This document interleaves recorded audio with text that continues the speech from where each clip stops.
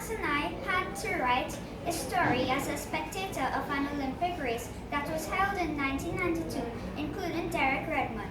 Now, some students from my class will tell you a story of this race. It was the 1992 Olympic Games. I was a young lad excited to see my hero, Derek Redmond. As I sat on my seat number 22, row 6, a chill rushed up my spine as adrenaline pumped through my body. The crowd cheered like 100 roaring lions.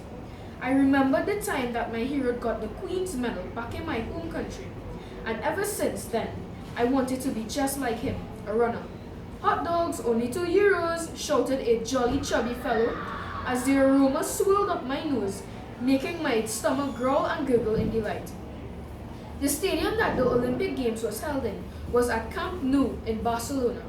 It had tall arches which curved into the inner portion of the roof, and many long poles with flags of different countries fluttering ribellously on the air. In the middle of the stadium was a rectangular football field, and at the perimeter there was an oval-shaped track. Beads of sweat pitched out of me like a water fountain, as anticipation swept over me like an ocean tide.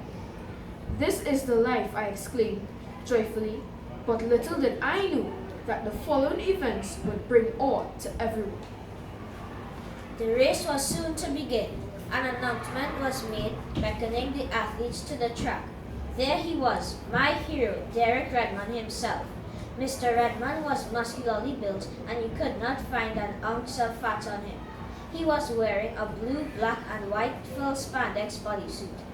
Derek Redmond was representing my country, Britain. As the athletes warmed up, the crowd made an uproar, and of course, people at home watching on television may have done so too. To me, Mr. Redmond was the best runner there was. The athletes got into position, and the noise from the crowd fell into a deafening silence. The starter was about to sound his pistol. I was sure Mr. Redmond had had that race in his hands until that fateful moment that would bring awe to everyone. "On your marks, ready, set, go," shouted the announcer. Like that, the race began. They shot off like bullets.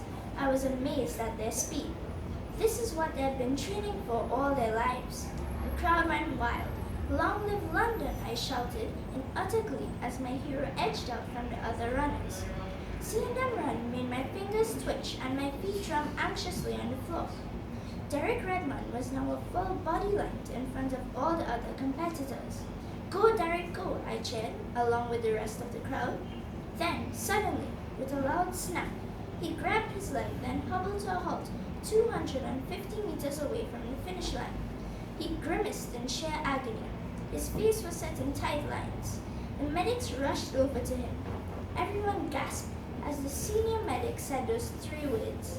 His hamstring snapped.